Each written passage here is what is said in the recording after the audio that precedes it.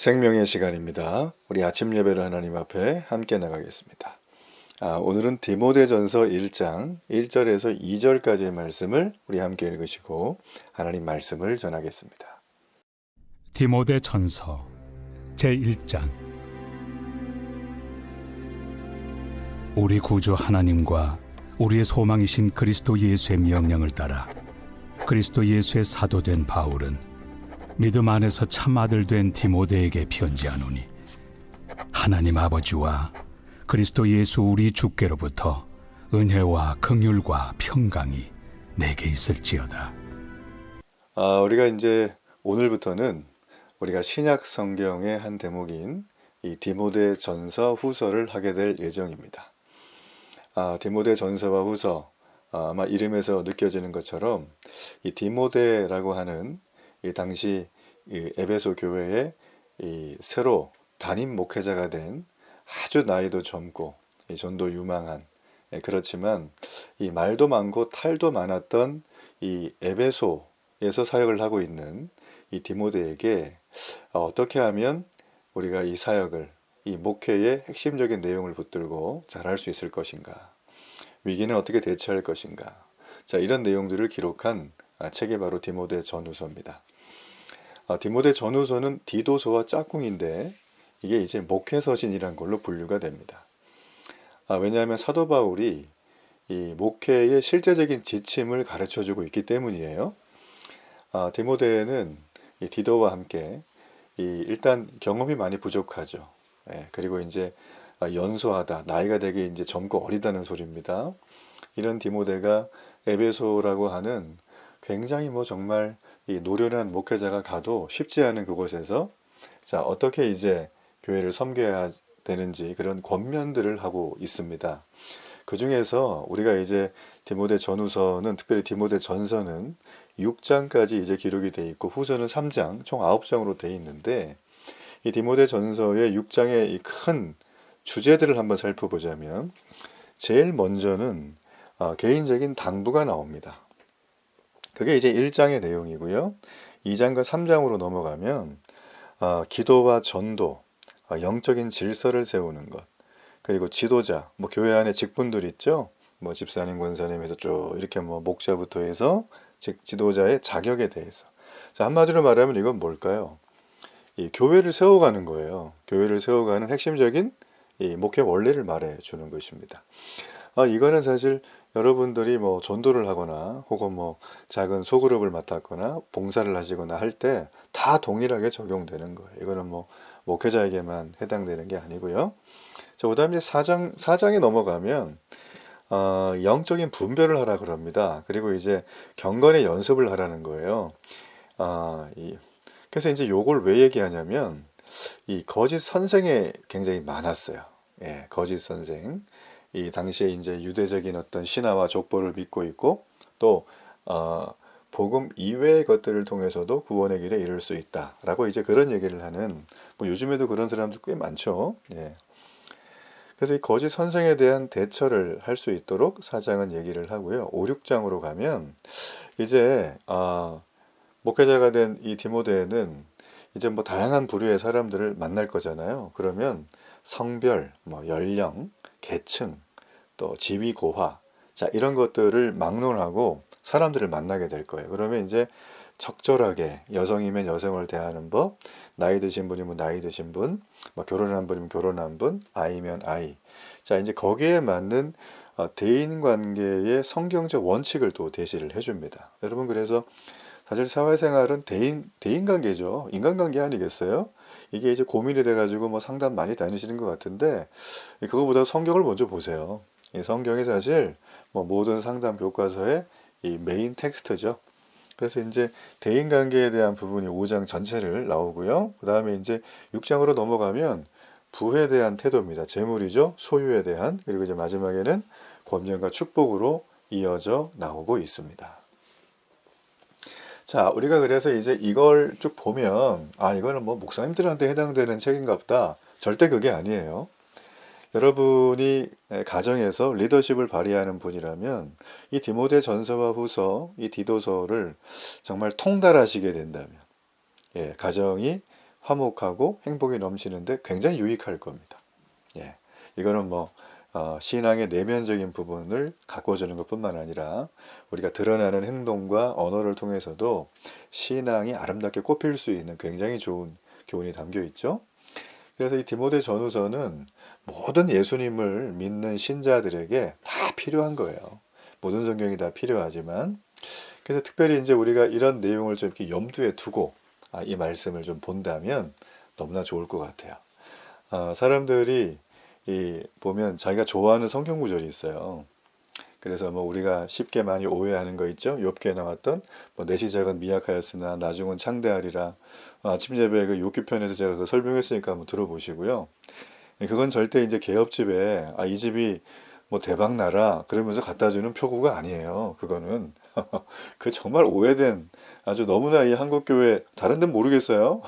한국교회에서 정말 오해하고 있는 구절인데, 이 디모데 전후서 같은 경우에도 자기가 좋아하는 구절을 뽑아서 이건 이런 거 아니에요, 이렇게 이제 하는 분들이 꽤 있는 구절 중에 하나예요.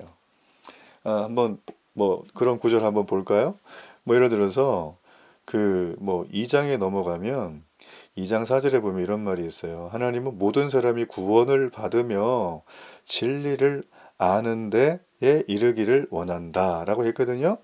그러면서 이제 이거 가지고 막 하나님이 모든 사람의 구원을 받으며 진리를 아는 데 이르기를 원한다 그랬으니까 모든 사람이 구원을 받아야 되는데 이 사람이 만약에 구원을 못 받으면 누구 책임이에요? 뭐 이런 거 이렇게 물어보는 분도 계시고, 뭐 예정론과 위배되는 거 아닌가요? 하나님의 예정과 섭리 위배되는 거 아닌가요? 이제 이렇게 따져 묻는 분들이 있어요.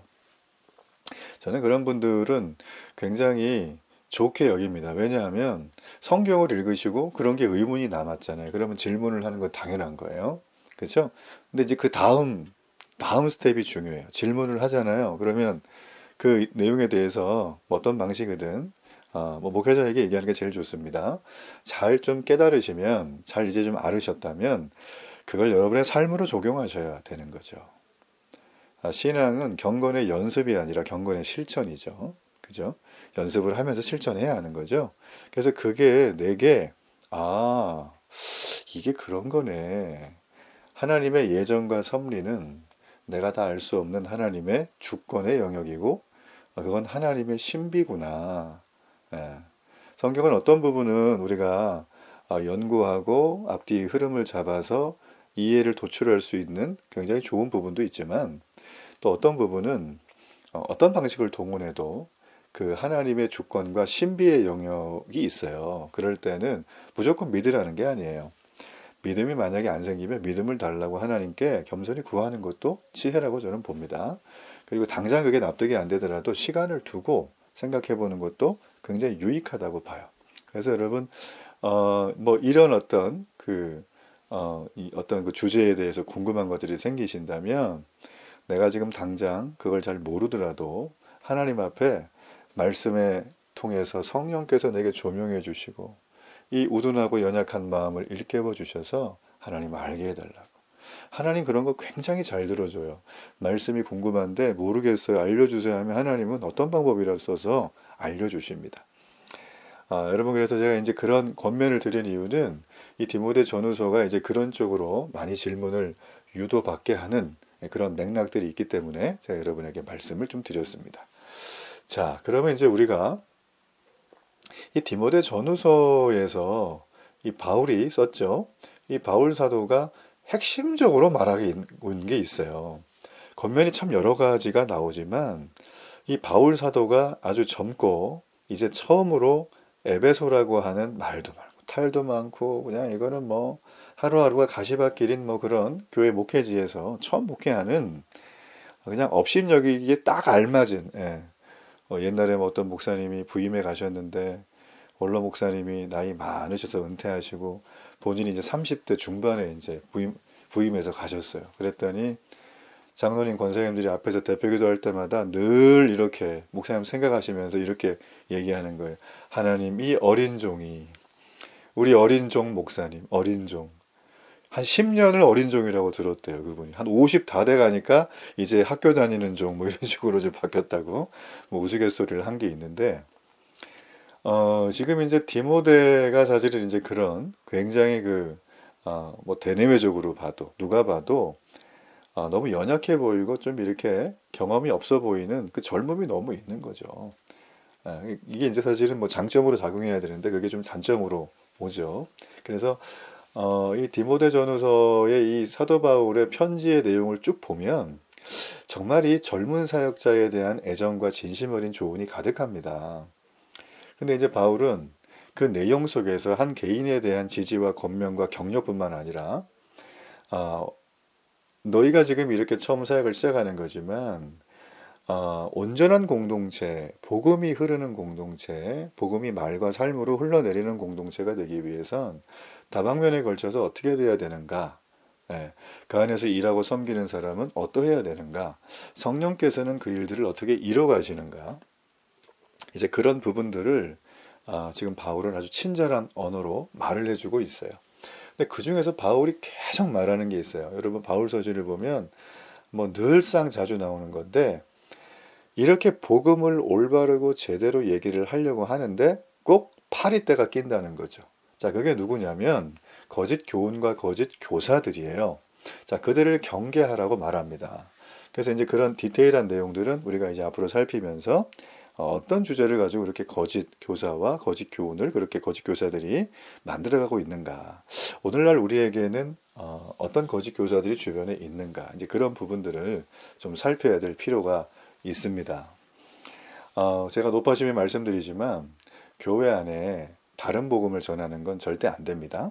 그렇죠? 뭐 어느 교회든 마찬가지예요. 시대를 막론하고 그래서 다른 복음을 전하니까 이걸 분별하고 속아내야 되잖아요. 그러면 이제 우리가 유심히 쳐다보다가 이 사람이 지금 이제 다른 복음을 전해.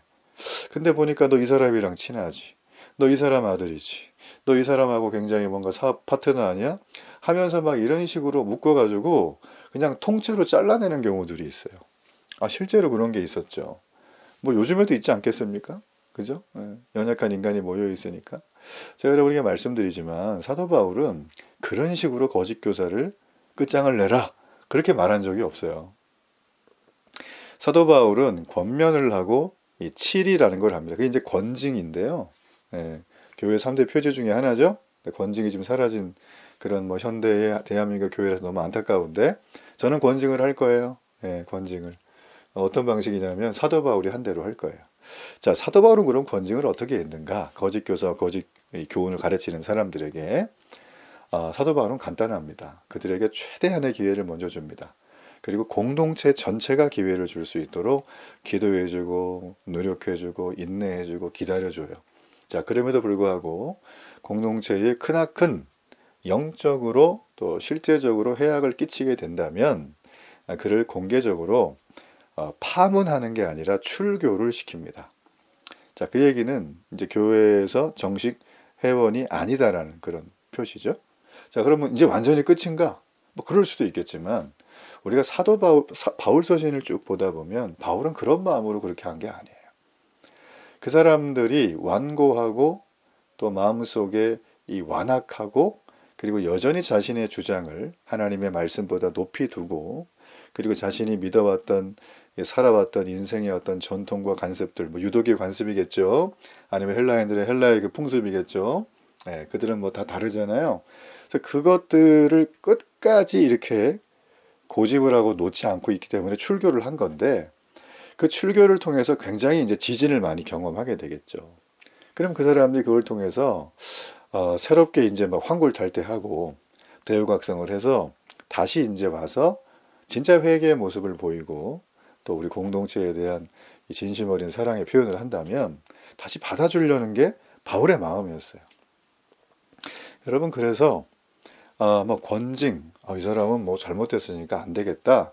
뭐 이런 식으로 우리가 탁탁 잘라서 인간이 인간하게 하는 거는 사실은 좀 이거는 뭐 좀 맞지 않는 겁니다. 하나님의 말씀을 따라 하는 거긴 하지만 그렇지만 그건 그렇지 않다. 자, 그러면 권징은 뭐 약간 좀 이렇게 뭐랄까요, 뭐 두부처럼 그냥 물렁물렁하게 해야 되는가? 그럼 권징할 필요가 뭐가 있는가? 이제 그런 생각이 들죠. 오늘 제가 이 얘기를 되게 길게 하는데 오늘 그런 내용이 많기 때문이에요. 물렁물렁하게 할 필요는 없습니다. 자, 이 부분에 대해서 바울은 늘 얘기를 하기를 권징은 말씀이니까 율법 가지고 하지만 그 율법을 담는 그릇이 있는데 그게 바로 사랑이라고 하는 그릇이다. 제일 오래 살았던 예수님의 12제자 중에 제일 오래 살았던 분이 누구세요? 사도 요한이죠? 요한서신 있잖아요. 그래서 요한서신을 쭉 읽어보면 다 어떤 내용이냐면 몽땅 하나님은 사랑이시라. 요한일서에 나오잖아요. 얼마나 이 사랑에 대한 내용이 정말 다양한 입체적인 모습으로 사랑을 얘기하고 사랑이 그냥 인간이 인간을 믿는 사랑 정도가 아니라 별의별 어떤 종류의 사랑을 다 얘기하고 하나님의 사랑을 얘기하고 내가 이렇게 살아있는 것조차도 하나님이 사랑하는 증거고 내가 이렇게 회개하고 하나님의 자녀가 될 수 있는 그 모든 걸 알게 된 것조차도 하나님이 기회를 준 거기 때문에 그 자체에 대한 깊은 감사와 넘치는 은혜가 있다고 말하는 게 사실 요한서신이잖아요. 그래서 요한서신의 마지막인 계시록은 세상 종말에 대해서 무서운 심판을 기록한 책이 아니에요. 참 많이들 오해를 하는데 정말 좀 잘라서 말씀드리면 계시록에 나와 있는 하나님의 심판에 대한 내용은 불신자들에게는 해당 사항이 없습니다. 안 믿는 분들이니까 전혀 관계가 없어요. 그분들은 그냥 예정대로 심판 받으시는 거니까 굳이 계시록 안 보셔도 심판은 당면한 거예요. 근데 중요한 건 뭐냐면 하나님의 심판이 있다는 걸 누가 알기를 원했냐는 거예요. 하나님이 요한에게 보여준 계시를 통해서. 자, 그게 누굴까요? 하나님의 백성들이에요. 하나님의 자녀들이에요. 여호와 하나님, 우리 주 예수 그리스도를 나의 목자로 삼아 나의 주, 나의 통치자로 인정하는 사람들. 그게 성도고 신자고 그리스도인이라고 우리가 말하잖아요. 그죠?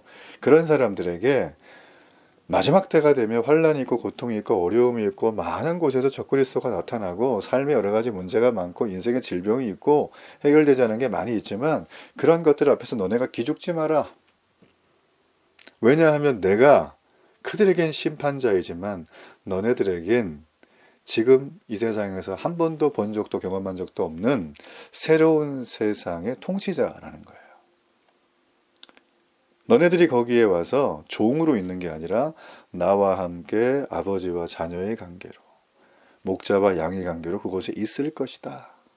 그래서 주님이 이 땅에 오셔서 스스로 얘기하셨잖아요. 나는 선한 목자라. 그죠? 선한 목자라. 자, 여러분 그런 의미로 제가 이제 권징이라는 얘기를 풀어서 여기까지 온 거예요. 여러분 그러므로 교회가 여기밖에 없어? 딴 교회 가지 뭐. 여러분 이거 습관입니다. 교회 자꾸 옮기는 것도 굉장히 이거는 좀 제가 볼 땐 좋지 않은 버릇이에요. 그 본인에게 도움이 하나도 안 됩니다. 그거. 교회 정하는 거 굉장히 신중해야 됩니다. 그래서 권징한다고 약간 내 뜻을 안 들어준다고 혹은 여러 가지 이게 충족이 안 된다고 막 떠나시는데 부득이하면 그럴 수도 있죠. 그렇지만은 그게 자꾸 연결이 되면 참 많이 어려워져요.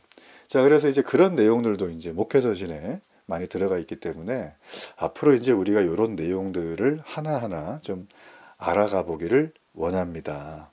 자, 오늘 우리가 마지막으로 우리 1절과 2절 말씀에서 이 반복되는 단어 하나만 찾아볼게요.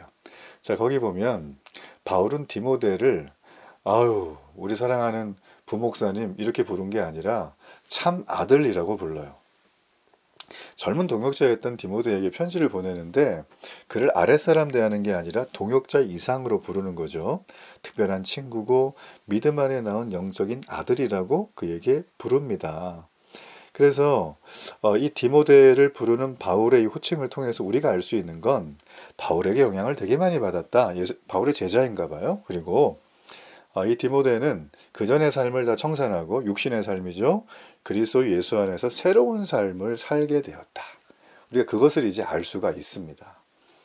그래서 여기 보게 되어지면 특별히 이제 디모데에게 바울이 반복하는 얘기가 나오는데 우리 주 예수 그리스도 예수라는 말을 이 두 절 안에 3번이나 반복하며 강조를 하고 있습니다. 자, 바울이 얘기를 왜 그렇게 많이 할까요? 왜냐하면 디모데에게 힘을 많이 실어주면서도 목회의 최종 권위자는 디모데 네가 아니라 바울이 나도 아니라 오직 예수님으로부터 나온다는 거예요. 우리는 이 땅을 살아가며 이 부분을 놓치지 말아야 됩니다. 오늘날의 교회들에게도 존경할 만한 사역자들이 있고 또 성도들은 그들의 말을 특별히 신뢰하고 존중해야 되는 건 맞습니다. 이 자체는 너무나 좋은 거고 당연하고 자연스러운 거죠. 그렇지만 궁극적인 권위가 예수님께로부터 나온다는 사실을 잠시도 잊어서는 안 돼요. 그래서 모든 사역자는 교회의 모든 권위가 오직 예수님께 있음을 철저히 인정하고 따라야 합니다. 왜냐하면 교회의 머리가 예수님이기 때문이에요. 자, 복음이 왜 이렇게 중요한가? 복음은 중요한 정도가 아니라 그냥 전부예요. 복음이 없는 문화, 복음이 없는 인생, 복음이 없는 세상살이, 복음이 없는 세상 돌아가는 시사 이런 여러 가지 것들이 있죠. 그걸 복음이 없이 해석을 하면 가십밖에 안 됩니다. 그러나 복음이 들어가면 진지해지죠. 또 생각을 하게 되고 기도하게 되고 하늘의 지혜를 구하게 돼요. 네. 교회는 기독교는 하나님의 말씀은 너무나 연약해 보입니다. 총칼을 든 적도 없고 데모를 한 적도 없고, 그렇죠? 법을 막 만들어 가지고 막 한 적도 없고, 물론 중세 시대에는 국가가 이제 교회를 보호해 주면서 종교세도 거두고 하면서 이렇게 해주긴 했지만 그 말로는 별로 안 좋았잖아요. 종교교육이 생겼으니까, 그죠? 그래서 그것도 사실은 이제 끝난 시스템이고요. 그렇게 해서는 안 되고, 우리 주 예수님이 하신 거는 간단해요. 나는 선한 목자야. 난 양들을 위해서 목숨 버려. 우리가 그것 따라가면 돼요. 그래서 예수님으로부터 나온다고 하는 그 권위, 사역자가 가져야 될 핵심적인 가치라는 거죠. 사역자는 목회자만을 말하는 게 아니에요. 집사님, 장로님, 권사님 다 사역자예요. 예배위원, 찬양팀 다 사역자예요. 그리고 나중에 영혼을 맡아서 이끌어갈 우리 목자들, 소그룹 리더들도 정말 중요한 사역자예요. 그러니 여러분, 사역자가 가져야 될 굉장히 중요한 그런 부분들을 놓치지 않고 가는 것이 너무나 중요합니다. 오늘 얘기하다 보니까 참 다양한 얘기를 했는데 우리가 디모데전서는 이제 참 오늘부터 이제 참 재밌는 그런 내용들을 가지고 나갈 겁니다. 이 짧은 장이니까 여러분 오늘 엄청나게 바쁘실 수도 있겠죠? 그렇지만 이 6장, 6장밖에 안 되잖아요. 사실 그죠? 우리 단숨에 한 10분이면 다 읽을 수 있어요. 한번 쫙 읽고 하루를 시작하는 그런 놀라운 말씀의 시간이 되기를 주의 이름으로 축복합니다. 우리 결단의 기도를 드립니다. 하나님, 오직 예수 그리스도로부터 이 모든 것이 나옴을 믿습니다. 선한 목자이신 주님이 높여지는 우리 교회의 사역, 하나님의 나라를 위한 복음이 삶이 되는 삶을 살아가게 해 주옵소서. 예수님 이름으로 기도합니다. 아멘.